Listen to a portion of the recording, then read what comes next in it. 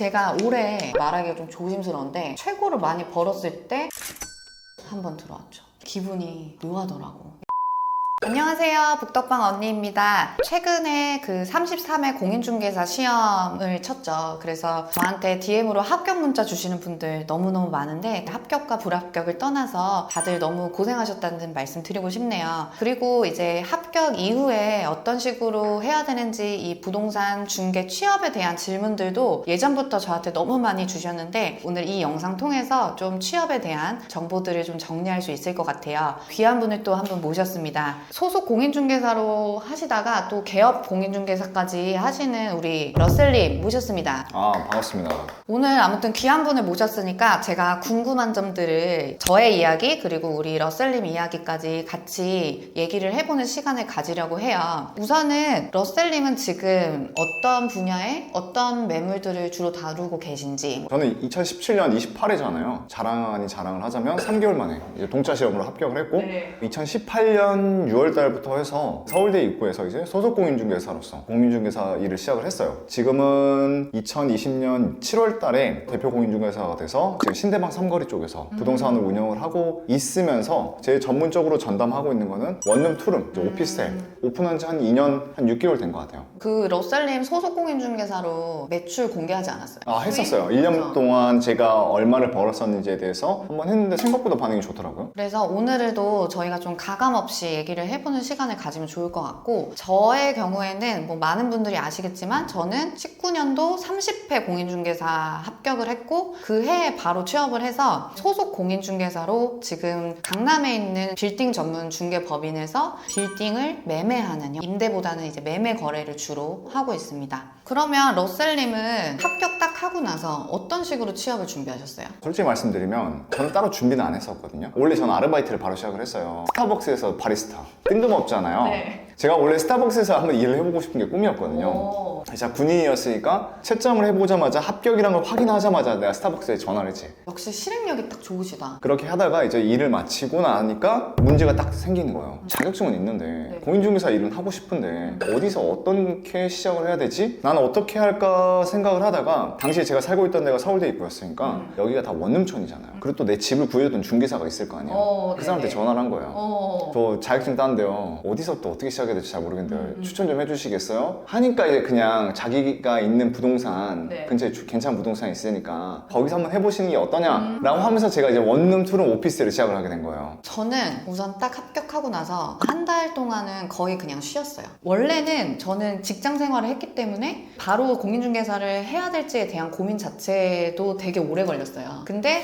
제가 공부하면서도 즐겨보는 유튜브 같은 게 있었고 넷플릭스 딱 하나를 봤는데 그게 셀링 선셋이라고 하는 넷플릭스 리얼리티 프로그램이에요. 그게 헐리우드에 되게 쭉쭉 빵빵한 미녀 중개사들이 굉장히 큰 고급 주택을 매매하는 그런 영상이었는데 내가 저걸 딱 보는데 이왕이면 내가 젊은 시절에 머리가 빠릇빠릇하게 돌아갈 때 중개사를 하는 게 맞겠다라는 생각이 들어서 그때 결심을 했고, 그리고 이왕이면 저는 흙물에서 놀고 싶다는 생각이 들었어. 이왕이면 고급 주택, 그거에 대한 대체제로는 빌딩 시장이라고 하는 거를 또 알게 된 거예요. 그래서 강남에 빌딩을 중개하는 이런 중개 법인들이 있다라는 거를 알게 됐고, 그 중에서 유튜브 같은 데서 활발하게 활동하고 계신 이제 전문가분 우리 김영정 대표를 알게 됐고, 때마침 합격자 발표를 딱 하는 날 잡코리아를 딱 들어갔는데 딱 그 팀에서 공고를 낸 거예요. 그래가지고 바로 첫 지원에 첫 번째 합격해서 여기에 발을 들이게 된 거죠. 그러면 이제 러셀님은 개업 공인중개사로 원룸, 투룸, 오피스를 하고 나는 소속 공인중개사로 빌딩이라는 매물을 다루고 있잖아요. 그래서 우리가 좀 서로의 장단점을 좀 편하게 얘기하면 좋을 것 같은데 지금 계약한 건수들 뭐 이런 것들 한번 얘기해 볼까요? 제가 1년 차 때 한 달에 평균 계약서를 한 12개에서 13개 정도 썼더라고요. 지금 제가 부동산을 운영을 하고 있으면서 제 스스로가 한 달에 평균적으로 15개에서 한 16개 정도의 계약서를 쓰고 지금까지 2년 넘게 저희 부동산 저희가 총 한 6명에서 같이 함께 하거든요. 저희 부동산에서 계약서를 쓴 걸 보니까 지난달인가 지지난달 기준으로 1000개를 넘었어요. 2년 동안? 네, 2년 한 정확히 6개월. 와, 진짜 다르다. 저는 이제 소속이기 때문에 중개법인의 전체를 말씀드리기는 어렵고 저 같은 경우에는 제가 2019년 12월에 취업해서 지금 현재 시점까지 34개의 계약을 썼어요. 왜 이렇게 적어요? 그러니까 이게 그 매물의 특징인 것 같아요. 저희 같은 경우 빌딩 중개는 한 달에 한 건 하는 것도 되게 잘한다라고 해요. 이게 매매가가 굉장히 크고 제가 올해 가장 크게 한 거래액이 346억짜리 건물을 팔았어요. 큰 자산이 들어가는 매매 계약이다 보니까 계약이 성사되기까지 되게 오래 걸리고 저희는 취업을 하면 보통 6개월에서 1년 정도는 진짜 열심히 치열하게 해야 한 건 나올까 말까? 근데 이제 매매건이 크니까 매매액이 크니까 이제 수수료는 좀 더 크죠. 확실히 차이가 좀 있긴 있네요. 어때요? 그러니까 1,100개를 하면 환산보증금이 어느 정도 돼요? 저희 같은 경우는 제가 원룸을 전문적으로 하고 있잖아요. 원룸 같은 경우에는 대부분 임대인과 임차인 수수료를 다 받아요. 양타 친다라고 이렇게 말을 많이 하고 있는데 일반적으로 서울에서 원룸 전세하면 얼마 정도가 떠올라요? 한 1억? 1억은 좀 싼 거고 한 1억 5천은 평균적으로 잡는 게 좋아요. 그러면 이거를 우리가 법정 수수료 계산을 했을 때 0.3을 곱하면 한 계약당 임대인이 45만 원, 임차인이 45만 원을 줍니다. 그래서 한 건당 90만 원을 받는다고 생각을 하시면 돼요. 그렇게 한 달에 한 15개 정도를 쓰는 거죠. 근데 실제로 이제 거기서 순이익은 이제 좀 많이 줄어들겠죠. 근데 이제 우리가 여기서 알고 있어야 될 게 제가 왜 이 원룸 중개를 선택을 했냐면 제가 이제 원룸 중개를 했다가 2년차 때 반포동으로 넘어가서 아파트 중개를 했었는데 그걸 이제 접고 다시 3년차 때 원룸 중개를 시작을 했던 게 그런 생각이 들더라고요. 이 시장이라는 것 자체가 흐름을 타게 되거든요. 근데 아파트나 빌딩이나 정부 정책이나 시장의 영향을 되게 많이 받습니다. 이 원룸은 생각을 조금 해보니까 대부분의 20, 30대 직장인들이 서울로 올라오잖아요. 근데 서울에 집 있는 사람들이 되게 없을 거란 말이에요. 그럼 결국 자취를 해야 된단 말이죠. 그러면 갑작스레 20, 30대 사회초년생들이 갑자기 서울에 취업을 안 한다? 과연 그게 발생할까요? 없죠. 계속해서 수요는 계속해서 증가할 거고 마르지 않는 샘물이라는 걸 내가 확실히 깨달은 거지. 큰 돈은 안 되지만 적어도 내가 돈이 끊이진 않겠다라는 생각이 확실히 든 거예요. 2년차 때 아파트를 보면서 느꼈던 게 이게 너무 편차가 크니까 여기서 온 스트레스가 너무 큰 거예요. 근데 저도 비슷한 입장에서 빌딩을 사는 사람들은 어느 정도 이제 두루 축적하신 손님들이 오는 거다 보니까 상업용 부동산으로 가야지 끊이지 않고 좀 수요자들을 만날 수 있겠다라고 생각을 해서 비슷한 듯 다른 마르지 않는 수요를 찾아서 우리가 선택한 건 맞는 것 같아요. 그러면 왜 개업을 그때 결심을 하신 거예요? 소속공인중개사로서 일을 하다가 제가 이런 말하기 좀 재수없는 소리일 수도 있는데 나름 그쪽 동네에서 적응을 되게 빨리 했어요. 일을 좀 잘했죠. 그러면 이제 사람이 어깨에 뽕이 들어가면서 자신감이 너무 넘쳐나면 모든 게 다 잘 될 거라고 생각을 하게 됩니다. 그리고 모든 게 다 내 덕이라고 생각하고. 그치. 해서 이제 제가 이제 좀 더 큰 물에 놀아보고 싶다 해서 우선 강남을 갔다가 이건 좀 나랑 안 맞다 싶어서 어떻게 해야 되지 고민하고 있던 찰나에 저랑 또 되게 마음이 잘 맞는 동업자가 한 명 있었어요. 그래서 신대방 삼거리에 차렸고 제가 가진 능력과 동업자가 가진 능력을 같이 콜라보를 하다 보니까 부동산이 잘 되더라고요. 근데 이제 여기서 제가 하고 싶은 말은 뭐냐면 지금 시작을 하시는 분들은 소속공인중개사로서 시작을 하는 게 맞다고 저는 생각을 해요. 왜냐면 경험이 없을 때 개업을 한다는 건 저는 상당히 리스크가 크다고 생각을 하거든요. 근데 이제 하다 보면 분명히 이제 어깨에 뽕이 찰 때가 있어요. 근데 제가 이분들한테 꼭 얘기해주고 싶은 게 뭐냐면 많은 분들이 착각을 하고 있는 게 내가 잘나서 잘 되는 거라 생각을 하시는 분들이 많아요. 그때가 제일 위험하다. 운전도 내가 나 운전 좀 하는데 라고 생각할 때 사고가 난대요. 그렇죠. 개업공인중개사 분들이 이 환경을 만들어 놓는 데 있어서 생각보다 상당히 긴 시간과 돈이 많이 들어가거든요. 그럼 우리 소속공인중개사들은 거기서 그 밥만 떠먹는 거예요. 맞아. 마치 이걸 내가 다 세팅을 해서 내가 한 거라 착각을 하시는 분들이 있거든요. 내가 나가서 이제 차렸을 때 다시 물건 관리부터 해서 광고, 뭐 월세, 관리비 이런 걸 전혀 감안을 안 하시는 분들이 많습니다. 그러니까 시험 보기 전에 애초에 좀 중개 보조인으로 경험을 하신 분들도 많잖아요. 그런 분들은 한번 개업을 도전해 보시는 것도 나쁘진 않을 것 같은데 이 부동산 중개업의 초보다라고 하면 차려진 밥상에서 좀 숟가락 좀 떠보고 젓가락질도 해보면서 경험을 쌓은 뒤에 고민을 하는 것도 좋겠다. 사실 이게 소속으로 들어가서 일을 해봤는데 이 일이 불행하게도 나랑 안 맞을 수도 있어요. 그러면 솔직히 되게 괴롭거든요. 그래서 그런 부분들에 대해서도 고민을 해야 되니까 소속 공인중개사로 일을 해보시는 거를 추천할게요. 그리고 우리 러셀님은 로컬 부동산으로 이제 운영을 하신 거고 저는 중개법인이라고 하는 또 다른 형태의 사무실이에요. 말 그대로 좀 더 큰 규모의 사무실이라고 생각하시면 되고 저희 회사 알파카 부동산 중개법인은 지금 직원이 많을 때는 한 100명 이상도 됐었고 현재는 70명에서 100명 사이를 왔다 갔다 하는 것 같아요. 대표 공인중개사님이 계시고 소속 공인중개사들이 쫙 깔려있고 그리고 중개 보조원들도 굉장히 많이 지금 여기서 일을 하고 있는데 보통 강남 중개법인들의 어떤 구조를 보면 일정 어떤 성과를 내게 되면 팀장으로 독립이라고 하는 거를 하게 돼요. 내가 팀장이 돼요. 근데 팀장이 되면 내가 개인 사업자를 내서 회사와 파트너십을 맺는 거죠. 중개 계약이 나오면 어떤 그런 중개 수수료를 법인과 쉐어하게 되고 그 법인에 입금하는 그런 금액을 가지고 중개 법인에서 전체적인 걸 다 운영 관리를 해주시는 거예요. 그래서 월세나 광고비, 복사기 사용하는 그런 어떤 사무에 대한 그런 부분들에 대해서도 공용으로 같이 쓰고 제가 소속 공인중개사가 하는 거는 내가 직원을 직접 뽑아서 직원 관리하고 직원의 어떤 사무 용품들, 컴퓨터 같은 거는 이제 제가 지원을 해주는 형태로 하거든요. 그리고 시스템 매물을 어떻게 확보하고 그런 어떤 전반적인 것들을 중개법인들이 굉장히 잘 운영을 하고 있기 때문에 저는 그런 점에서는 굉장한 장점이라는 생각이 들었어요. 저한테도 막 뭐 안 차리냐 그런 얘기 하거든요. 이거 우리 대표님이 보면 안 될 것 같은데 저는 지금으로서는 좀 더 노하우를 계속해서 쌓고 회사에 나도 기여하고 저는 이런 게 되게 제 동기부여가 되게 많이 돼요. 그리고 왜냐면 팀장들도 많고 하니까 선의의 경쟁도 하고 저희 같은 경우는 원룸은 주로 아마 소속 공인중개사로서 들어가시면 계약을 했을 때 월급을 주냐 안 주냐부터 갈려요. 대부분 다 인센 제도로 진행을 하거든요. 아 기본급 없이? 그렇죠. 평균적으로 처음에 들어가신 중개사분들은 5대5로 해서 그럼 너 너무 가져가는 거 아니야? 라고 할 수 있지만 부동산에 대한 월세도 안 나가고 네. 관리비 안 나가지 그리고 광고비가 따로 안 나가기 때문에 생각보다 광고비가 금액이 좀 커요. 저희 같은 경우에는 이제 어플 상단에 뜨는 부동산이기 때문에 업체에 내는 광고비도 상당히 어마어마하거든요. 그리고 매물이 많으니까 진짜 광고비가 정말 많겠다. 그렇죠. 광고비가 꽤 많이 들어가요. 그래서 내가 이제 광고가 돼서 손님을 잘 돼서 계약했을 경우에 아까 같이 1억 5천 하면 90만 원이 나온다 했잖아요. 그럼 거기서 5대5니까 45만 원을 가져가는 거죠. 그런데 이제 내가 여기서 조금만 노력을 해서 한 계약서를 한 7개에서 8개 정도만 나온다 해도 한 달에 한 300만 원 정도 가까이 되는 돈이 들어오거든요. 또 성수기가 이렇게 찾아왔을 때는 계약서가 10개에서 15개 정도 더 나오기도 하면 1000만 원 가까이 되는 돈을 가져갈 수가 있는 거죠. 그리고 또 내가 열심히 하는 만큼 20개, 25개씩 또 쓸 수도 있는 거 아니에요? 제가 옛날에 한창 잘 나가는 전성기 때 제가 33개까지 써봤거든요. 계약해서 입주가 한 달에 33명 정도 몰려 있었거든요. 하루에 한 명씩 입주를 해야 돼요. 진짜 죽는 줄 알았어요. 딱 그렇게 하니까 제가 소속공인중개사 때 한 1000만 원 넘게 벌었거든요. 기쁘다 하면서 갑자기 드는 생각이 그럼 2천만 원이라는 건데 내 1000만 원 날리는 거 아니야? 너무 아까운데? 그 아까운 생각 때문에 이제 나오게 되신 거예요. 그쵸. 근데 너무 그렇게 하시면 안 된다. 나오면 맨날 2천만 원씩 벌 거라 생각을 하는데 그렇게 될 수가 없다. 근데 이제 저도 예를 들면 우리는 매매가가 좀 크니까 만약에 50억짜리 계약을 했다. 매매 계약. 저희도 중개법인에서 보통은 양타 계약을 하거든요. 근데 이제 그거를 수수료를 합쳐서 계약에 연관된 이제 팀장들 그리고 법인이 서로 나눠 가져요.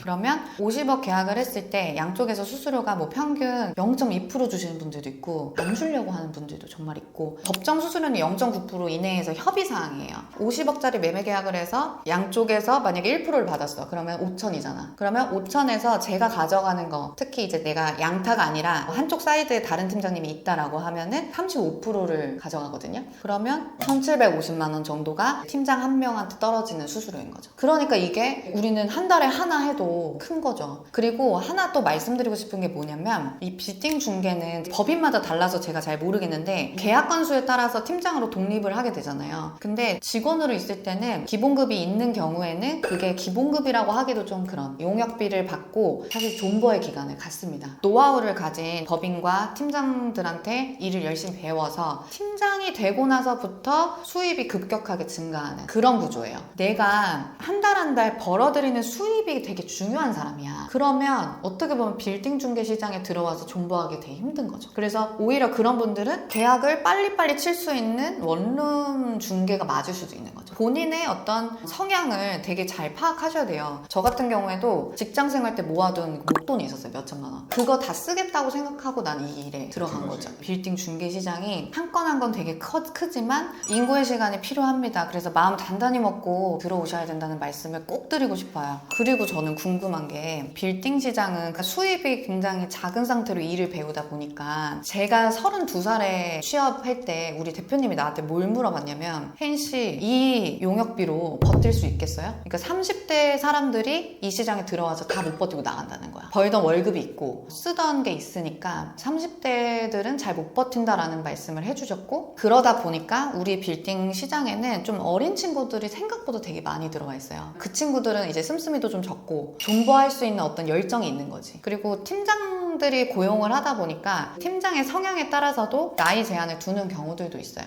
원룸 시장은 어때요? 원룸 시장 같은 경우에는 씀씀이를 떠나서 조금만 공부하고 조금만 해도 돈이 바로 들어오잖아요. 그렇기 때문에 안정적인 약간 현금 흐름이 좀 들어온단 말이에요. 최소 못해도 한 150에서 200은 들어와요. 네네. 그런 것도 있고 좀 문턱이 조금 낮기 때문에 젊은 친구들도 많이 들어오죠. 한 30대 중간 넘어가고 나서부터는 거의 잘 안 들어오고, 왜냐면 또 돈을 버는 데 있어서 좀 쉽긴 하지만 원룸 건물을 팔거나 다른 쪽으로 넘어가지 않는 이상은 이 벌어들이는 액수의 한계가 좀 보여요. 그래서 생각보다 원룸 중개하는 중개업자들을 보면 나이 드신 분들보다는 어린 친구들이 많죠. 오히려 사무실 중개하시는 분들은 좀 나이대가 있으신 분들 많더라고요. 그러면 여기서 또 궁금해할 만한 게, 팀장님 같은 경우에는 정말로 잘 벌었을 때 한 달에 본인이 가져갔던 순수한 게 대략 얼마 정도까지 가져가 봤고, 진짜 최악에 못 벌었을 땐 얼마 정도로 가져갔었는지. 우선은 못 벌 땐 영원이에요. 잔금이 없는 달이 있을 수 있죠. 그러면 유튜브 수익이 다예요. 30만 원.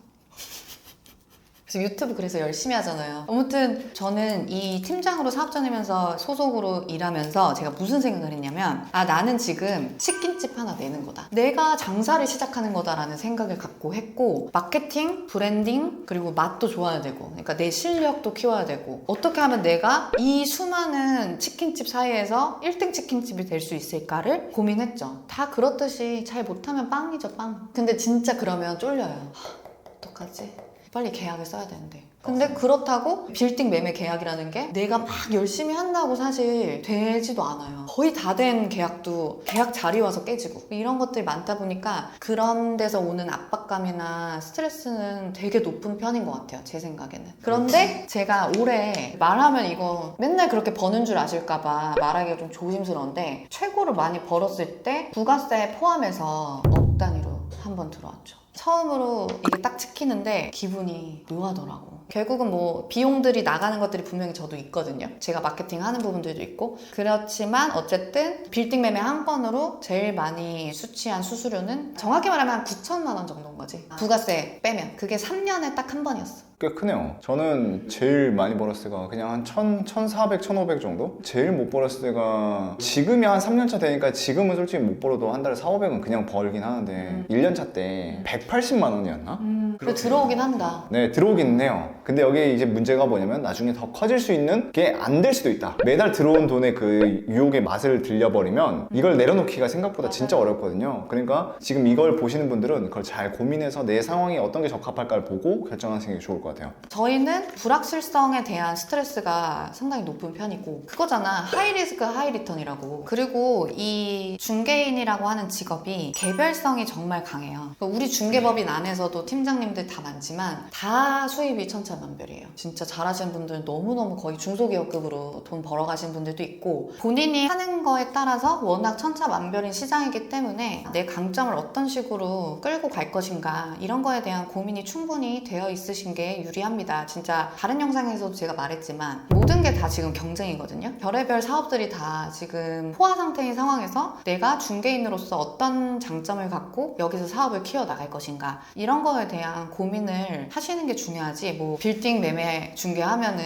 월 1,000만 원씩은 꽂힌다, 이런 허황된 꿈을 갖고 오시면 버티기 힘듭니다. 맞아. 그리고 또 이제 이렇게까지 얘기를 하면 또 어떤 분들 이런 것도 궁금해할 것 같아요. 서울에 사는 게 좋냐 아니면 지방에 사는 게 좋냐. 왜냐면 우린 둘 다 서울에 살고 있잖아요.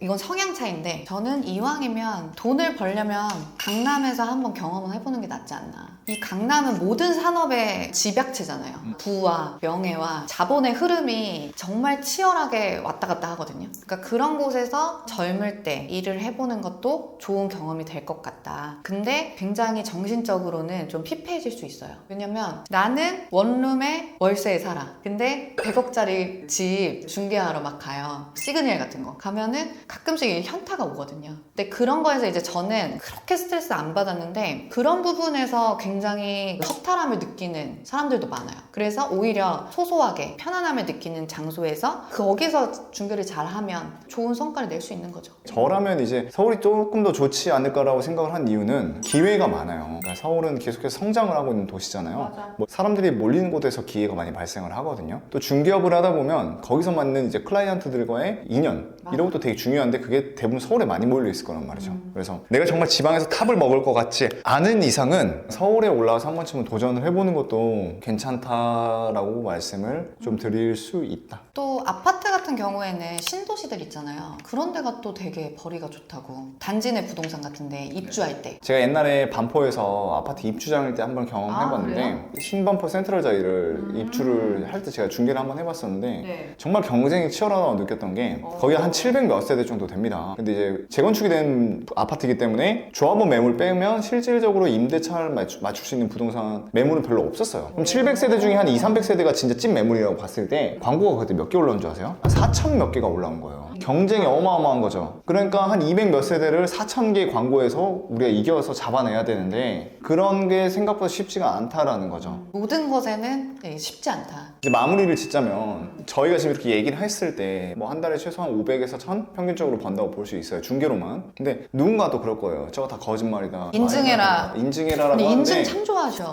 우선 말씀을 드리자면 저는 지금 3년째 이상 없이 중개업을 하고 있고 최근에 또 공제증서도 2억으로는 증액하셨어요? 증액했거든요. 네네. 저희 증액을 했다는 데는 분명히 이유가 있을 거라 저는 생각을 해요. 여러분들한테 좀 반드시 알았으면 하는 거는 저는 이 중개시장에서 살아남기 위해서 1년차 때 제가 직접 운영했던 블로그가 몇 개인 줄 아세요? 3개를 썼어요. 제가 계약을 많이 하고 싶다는 욕심 때문에 어떻게 하면 서울대 입구 뭐 오피스텔 쳤을 때 내 블로그가 최상단에 뜰까를 고민을 많이 했었고 중개를 하고 퇴근을 하고 밤새서 블로그에 글을 썼어요. 블로그에 글 쓰는 게 쉬운 게 아니거든요. 맞아요. 저희가 부동산을 오픈을 하고 1년 동안 제가 하루도 안 쉬고 일을 했습니다. 진짜 월요일부터 일요일까지 아침 10시부터 저녁 10시까지 정말로 하루도 안 쉬고 일만 했어요. 어떻게 해서는 시스템을 갖추고 광고 최상단에 뜨게 하려고 하고 있고 어떻게 하면 손님들 더 많이 전화를 받고 어떻게 하면 손님들을 더 많이 계약을 시키고 이거를 계속 고민을 하고 정말 소수 두세 명 같이 팀으로 쉬지 않고 일을 했었어요. 그렇기 때문에 이렇게 소득이 올라갔던 거지 그거를 좀 여러분들이 아셨으면 좋겠고 그렇게 하면 적어도 한 3달에 한 4, 500은 못 버는 게 이상할 정도의 구조거든요. 그렇게 하지 않으면 솔직히 벌 수 없을 거라 저는 생각을 하고요. 힘들어요. 힘든 분들도 많아. 그리고 이렇게 한 달에 뭐 9천만 원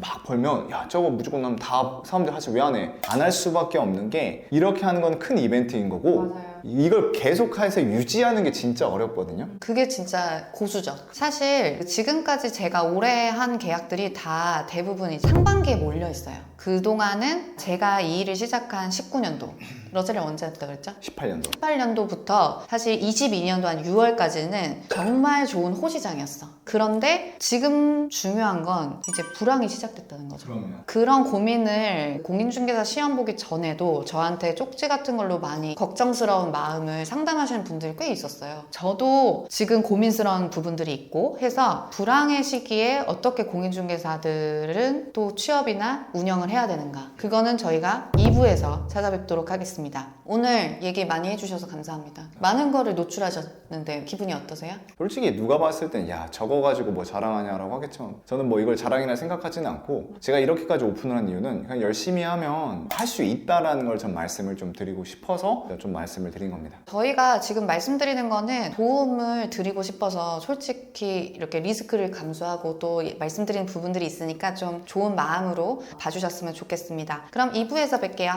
안녕.